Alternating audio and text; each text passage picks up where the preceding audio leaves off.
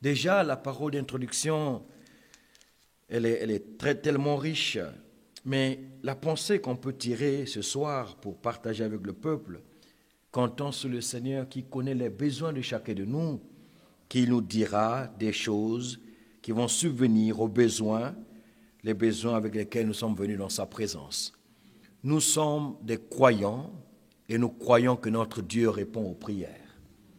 Il récompense le rémunérateur de ceux qui le cherchent. Lorsque nous venons dans sa présence, l'exhortation, c'est de venir avec pleine assurance dans le cœur. Peu importe la situation, peu importe la circonstance, peu importe ce qui s'est passé hier, ce qui s'est passé aujourd'hui, dans la présence de Dieu, il n'y a rien qui soit impossible. Dans la présence de Dieu, il n'y a aucune maladie qui soit incurable. Dans la présence de Dieu, il n'y a pas une situation que le Seigneur ne peut pas résoudre. Amen.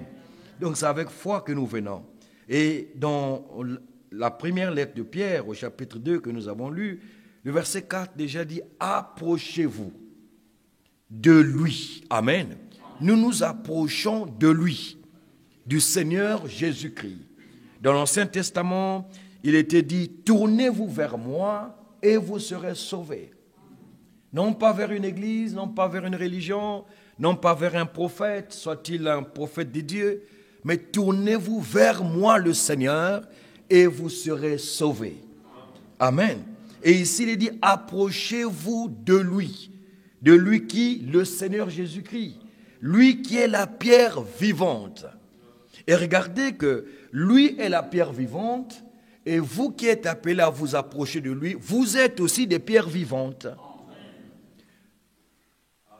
Ceux qui viennent à lui étaient déjà en lui. Lorsque la prédication de la parole tombe, c'est pour appeler ceux qui avaient déjà écouté le Père. Le Seigneur Jésus l'a dit, celui qui a écouté le Père viendra à moi. C'est pourquoi il ne s'inquiétait pas de celui qui croyait, celui qui ne croyait pas. Il savait qu'il y a une prédestination, il y a une élection. Et lorsque la parole de Dieu sort, ceux qui sont prédestinés viendront croire. Vous êtes ici non pas par hasard. Vous croyez cette parole pas par hasard. Vous avez été destinés à croire cette parole. C'est pourquoi lorsque vous l'avez entendue, il n'y a eu aucune résistance en vous.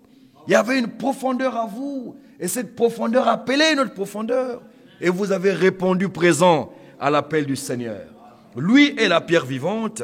Dans Actes des Apôtres, je pense au chapitre 4e, Actes des Apôtres, au chapitre 4, l'apôtre Pierre, présentant la parole, il dit, depuis le verset 8, Acte 4, verset 8, « Alors Pierre, rempli du Saint-Esprit, leur dit, « Chef du peuple et ancien d'Israël, puisque nous sommes interrogés aujourd'hui sur un bienfait accordé à un homme malade, afin que nous disions comment il a été guéri, sachez-le tous, et que tout le peuple d'Israël le sache.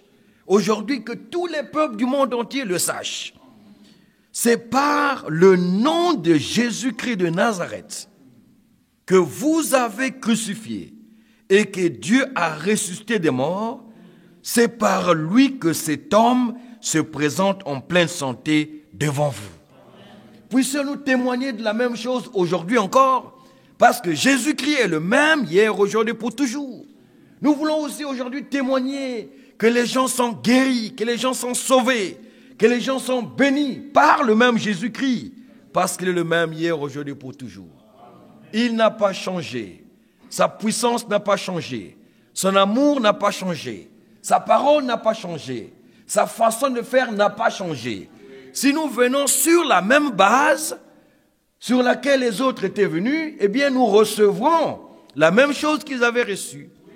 Si le même évangile est prêché, eh bien, les mêmes effets de l'évangile se manifesteront. Et gloire soit rendue au Seigneur. En ce temps de la fin, nous pouvons dire, nous avons le même évangile, le même message du salut que l'apôtre Pierre a prêché. Aujourd'hui, nous l'entendons aussi, nous le prêchons aussi, et nous prions que le même Dieu qui avait agi puisse agir en chacun de nous. Que cela nous soit accordé au nom de Jésus-Christ. Alors il dit au verset 11, Jésus est la pierre rejetée par vous qui bâtissez et qui est devenue la principale de l'angle. Jésus est cette pierre-là qui a été rejetée par ceux qui bâtissaient et qui est devenue la principale de l'angle. Dans le monde, on reconnaît un vrai maçon par la position de la pierre angulaire qu'il pose quand il construit une maison. Mais ces bâtisseurs qui voulaient être des grands bâtisseurs ont mis à côté la chose principale même de la maison. La pierre angulaire, la pierre de l'angle, qui est le fondement même de la maison qui devait être construite, eh bien, ils l'ont mise à côté. La Bible nous dit que Jésus est cette pierre angulaire. Amen. Il est dit dans l'Écriture, j'ai mis en Sion une pierre précieuse. Amen. C'est une pierre qui a du prix aux yeux de ceux qui sont aussi des pierres eux-mêmes. C'est une pierre vivante pour nous qui sommes aussi des pierres vivantes. Il est la pierre de l'angle, mais il est aussi la pierre de fête. Amen. Il est l'alpha, il est aussi l'oméga. Il est le premier, il est aussi le dernier. Amen. Il est tout pour nous. Amen. Il est notre guérisseur, il est notre sauveur, il est notre libérateur, il est notre époux. Amen. Il est tout ça pour nous. Et il manifeste chacune de ses attributs, chacune de ses fonctions par rapport au plan de rédemption conçu avant même l'éternité, depuis l'éternité et exécuté au travers de Jésus-Christ. Amen. Jésus est cette pierre-là. Alors il conclut au verset 12 en disant, il n'y a de salut en aucun autre. Pouvons-nous dire amen à cela? Il n'y a de salut en aucun autre. C'est pourquoi dans l'Ancien Testament, il dit, tournez-vous vers moi et vous serez sauvés. C'est toujours le même dans le Nouveau Testament. Parce que le Jéhovah, comme nous le savons, de l'Ancien Testament, c'est le Jésus dans le Nouveau Testament. Il n'y a pas trois personnes en Dieu. Dieu est un. Amen. Et quant à son esprit, Dieu, quant à sa nature, Dieu est esprit. Et ce Dieu qui est esprit ne pouvait pas être vu par les hommes.